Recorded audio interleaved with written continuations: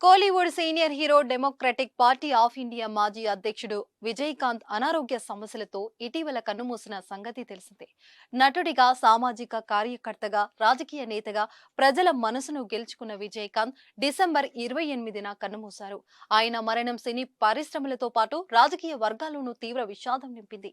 ఆయన మరణ సమయంలో కొందరు సినీ ప్రముఖులు విదేశాల్లో ఉండడంతో అంత్యక్రియలకు హాజరు కాలేదు.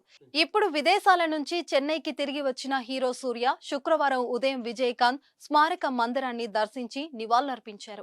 ఆయన సమాధి వద్ద సూర్య వెక్కి వెక్కి ఏడ్చాడు. ఇందుకు సంబంధించిన వీడియో సోషల్ మీడియాలో వైరల్ అయింది.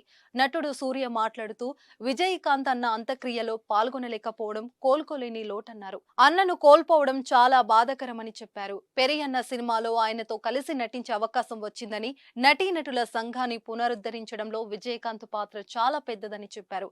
అన్నలాంటి వారు ఎవరూ లేరన్నారు. ఆఖరికి ఆయన ముఖం కూడా చూడకపోవడం నాకు తీరని లోటని, ఎప్పటికీ గుర్తుండిపోతారని అన్నారు. నాన్న ఆరోగ్యం కోసం ప్రార్థిస్తూ 8 ఏళ్లు ఉపవాసం ఉన్నాను. ఆ సమయంలో నన్ను గమనించి నువ్వు నటుడివి, నీ శరీరంలో శక్తి ఉండాలి అంటూ దగ్గరుండి ఆహారం తినిపించారు అంటూ ఆయనతో ఉన్న మెమోరీస్ ని గుర్తు చేసుకుని ఎమోషనల్ అయ్యారు సూర్య.